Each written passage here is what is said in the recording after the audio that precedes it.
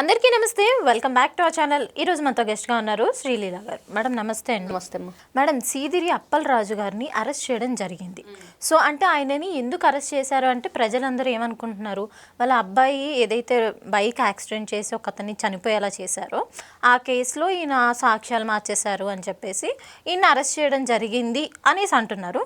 కానీ రీసెంట్గా ఎఫ్ఐఆర్ ఏదైతే బయటకు వచ్చిందో దాంట్లో వేరే రీజన్స్ కూడా ఉన్నాయి, దానివల్ల అరెస్ట్ చేశారు అని చెప్తున్నారు. అసలు ఏముందంటారు అసలు ఎఫ్ఐఆర్లో? అంటే ఈ రోజున ఎఫ్ఐఆర్లో కొత్తగా మనం వింటున్నాం, కానీ గత 2-3 రోజులుగా మనం ఆ మ్యాటర్ మాట్లాడాం. ఎందుకంటే ఒక డాక్టర్గా ఉన్న వ్యక్తి కేవలం ఒక మానవత్వం అనేది ఉంటే, ఒక మనిషి ఎవరో రోడ్డు మీద మనం జర్నీ చేస్తూ ఉంటాం, ఏదైనా యాక్సిడెంట్ జరిగిందంటే వెంటనే మన వెహికల్ పక్కన ఆపేసి అక్కడ ఎవరైనా సహాయ సహకారాలు అందించే వాళ్ళు ఉన్నారా, లేకపోతే మనం వాళ్ళకి అందించాలా. వెళ్తాము, 108 కాల్ చేస్తాము, వెంటనే లేకపోతే 100 కాల్ చేస్తాము, వాళ్ళకి వెంటనే ఏం హెల్ప్ కావాలనేది చూస్తాం. మరి అలాంటిది ఎవరో మనిషి తెలియకపోతేనే మనం అంత హెల్ప్ చేస్తాము. ఒక డాక్టర్ అయ్యుండి ఆ నియోజకవర్గ ప్రజలకి నువ్వు మంత్రిగా చేశానని మీ జగన్మోహన్ రెడ్డి చెప్తున్నాడు, లేకపోతే నువ్వు ఎమ్మెల్యేగా వెలగబెట్టావని మీ జగన్మోహన్ రెడ్డి చెప్తున్నాడు, నువ్వేదో మత్స్యకారుడివి అని కూడా మెన్షన్ చేశారు. మరి ఇవన్నీ పక్కన పెడితే నువ్వు మనిషివి, ఫస్ట్ నీకు మానవత్వం ఉండాలి, మంచి చెడు ఇవన్నీ కూడా ఉంటాయి కదా. ఆ కనికరం అనేది లేకుండా నీ కొడుకు తెలిసి తెలియకుండా చేశాడా, లేకపోతే ర్యాష్గా డ్రైవ్ చేశాడా, జరగకూడదు అయితే జరిగింది. జరిగినప్పుడు నువ్వేం చేయాలి తండ్రిగా, నీ బాధ్యత ఏంటి? ఒక్కసారిగా ఎవరైనా షాక్ అవుతాం. కానీ వెంటనే ఆ మనిషిని అక్కడ అతనికి రక్తస్రావం అవుతూ ఉంటే ఆ కారులోని నువ్వు ఎక్కించుకొని తీసుకెళ్లాల్సింది పోయి అతను నడి రోడ్డు మీద వదిలేసి సిద్ధార్థకు ఫోన్ చేసి నువ్వు వచ్చేసి ఫస్ట్ ఈ బైక్ని తీసుకెళ్ళిపో అని చెప్పి అతనికి చెప్పి రాత్రి 9:30 యాక్సిడెంట్ జరిగింది. 43 నిమిషాలకి 9:43 ఒక వైట్ స్కోడా కార్లో సీదిరి అప్పలరాజు వచ్చాడు. కనీసం అప్పుడు హాస్పిటల్కి తీసుకెళ్ళి ఆయన బతికే ఛాన్సెస్ ఉండొచ్చు. నేను 3 రోజుల నుంచి ఇదే చెప్తున్నా. కనీసం మానవత్వంతో ఆలోచించి, నువ్వు ఒక డాక్టర్వి, డాక్టర్కి ఎటువంటి భేదాలు ఉండవు కదా, వాళ్ళు కేవలం అక్కడ ఏం జరుగుతుంది వాళ్ళని రక్షించే పనిలోనే వాళ్ళు ఉంటారు, వాళ్ళ ఆలోచన. మరి అది కూడా మర్చిపోయి నీ కొడుకును మాత్రమే నువ్వు తీసుకుని వెళ్ళిపోయావంటే ఒక వ్యక్తి మరణానికి నువ్వు ఇండైరెక్ట్గా కారణమయ్యావు. డైరెక్ట్గా నీ కొడుకు చేస్తే ఇండైరెక్ట్గా నువ్వేం చేస్తావు, ఇంకొక వ్యక్తిని ప్రేరేపించి వాళ్ళకి డబ్బాసి చూపించావా, ఏం చేసావో తెలియదు, కానీ మొత్తానికి నువ్వు ఆ ప్లేస్లో, నీ కొడుకు ప్లేస్లో సిద్ధార్థ అనే పిల్లని పెట్టావు. నువ్వు ఉండిపోయి ఇక్కడ నువ్వే చేశానని చెప్పి ఆ బండి వేసుకొని పోలీస్ స్టేషన్కి వెళ్ళని చెప్పి అతనికి చెప్పాడు. మరి అతనేమో నేనే చేశానని చెప్పి పాపం అతనే ఆలోచనతో చెప్పాడో మనకు అర్థం కావట్లా. నువ్వేమో నీ కొడుకుని తీసుకొని హాస్పిటల్కి తీసుకెళ్ళి ఫస్ట్ ఎయిడ్ చేయించుకొని వాడి క్షేమ సమాచారాలు బాగా చూసుకున్నావు. కానీ మరి పక్కోడి పరిస్థితి ఏంటి? మరణించిన అతనికి భార్య, తల్లి, 2 పసిపిల్లలు, పని చేస్తేనే కానీ వాళ్ళ ఇంట్లో గడవని 100% వాళ్ళ ఇల్లు చూస్తే వాళ్ళ భార్య చెప్తుంది, నమ్ముతారో నమ్మరో కానీ మీరు చూడండి వచ్చి ఇంట్లోకి ఈ రోజు కూడా ఉప్పు పప్పు కానీ బియ్యం కానీ ఏమి లేవు. పిల్లోడికి నీళ్ళల్లో బిస్కెట్స్ వేసి పెడుతుందమ్మా. అసలు ఆ వీడియో చూస్తే కడుపు తరుక్కుపోతుంది ప్రతి ఒక్కరికి. ఆ బాధ వర్ణనాతీతం. అంత బాధపడుతున్న వాళ్ళ ఫ్యామిలీని చూస్తే ఎలా మాట్లాడాలనిపించింది ఎవరికైనా వ్యతిరేకంగా. ఈ రోజున నువ్వు 18 సంవత్సరాలు నిండకుండా ఎల్ఎల్ఆర్కి అప్లై చేసి ఆ లెర్నింగ్ లైసెన్స్ ఉన్నవాడికి బండి ఇవ్వటం ఒక తప్పు అయితే, నువ్వు ఈ రోజున ఆ పని చేసిన తర్వాత నువ్వు హాస్పిటల్కి వెళ్ళాలి, వెళ్ళిన తర్వాత పోలీస్ స్టేషన్కి వెళ్ళాలి, కంప్లైంట్ రైజ్ చేయాలి, ఇదిగో ఇలా జరిగింది మరి తర్వాత ఏం చేద్దాం. మరి ఎగ్జాక్ట్గా ఏం చెప్తారంటే వాళ్ళైతే ఆ ఫ్యామిలీ బాధ్యతలు తీసుకోవాలని చెప్తారు. మరి అదైనా చేయొచ్చు కదా, నీకేం లేకుండా పోయింది.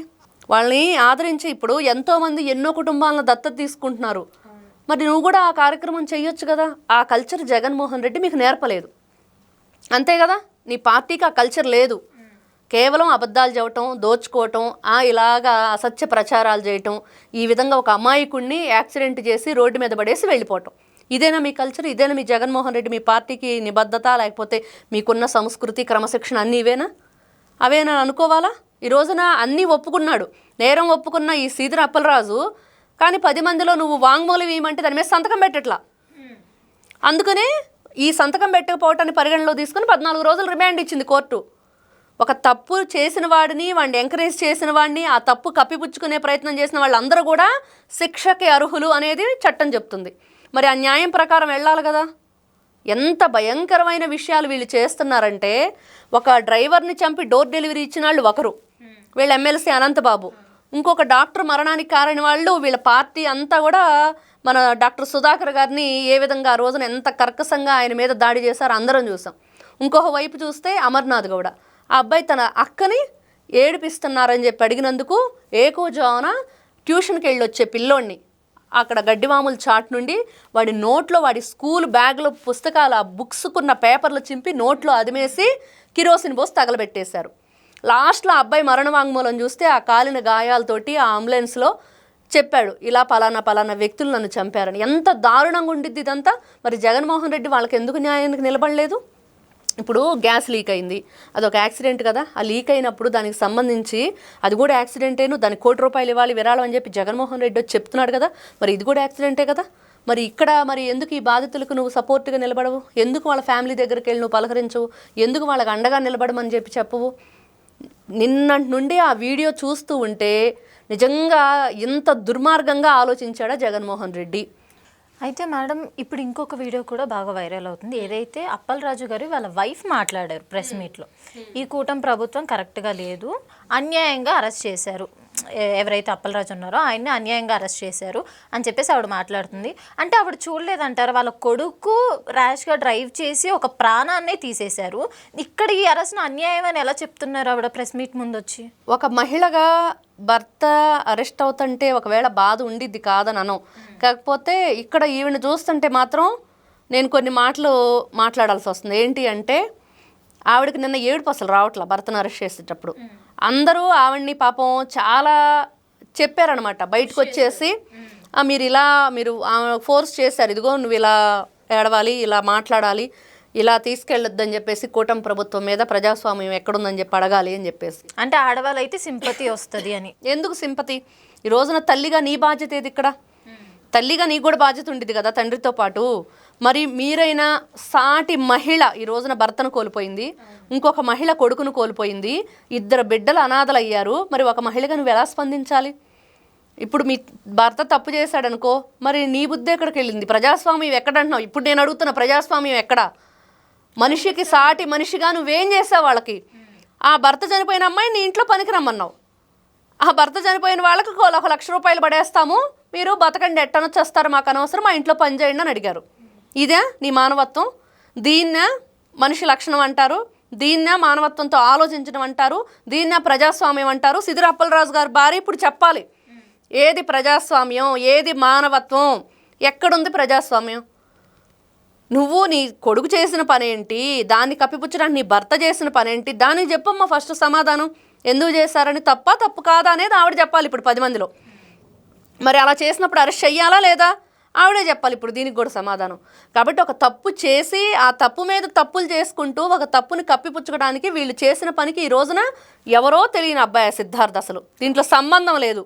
నీ కొడుకు వల్ల ఇక్కడ ఎంతమంది దీంట్లో ఇన్వాల్వ్ అయ్యారు ఈ కేసులో? A1, A2, A3, A4 వరకు మొత్తం ఒక 5-6 మెంబర్స్ దీంట్లో ఉన్నారు.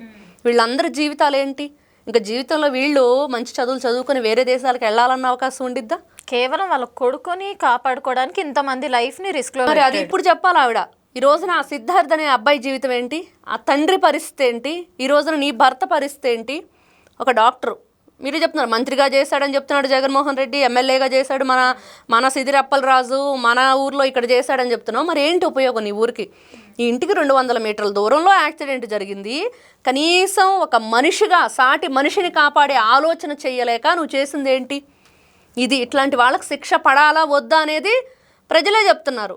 ఆ కన్న తల్లిని, ఆ కట్టుకున్న భార్యని, ఆ బిడ్డలను చూస్తే ప్రతి ఒక్కరికి కూడా హృదయం బరువెక్కుతుంది. చాలా బాధాకరమైన విషయం. ప్రతి ఒక్కరు ఆలోచించాలి, నిజంగా వాళ్ళకి అండగా నిలబడాలి. ఈ రోజున ఈవిడేం చేసిద్ది? ఈ రోజున సిదిరి అప్పలరాజు భార్య. మరి ఎందుకమ్మా, ఎవరిది మానవత్వం?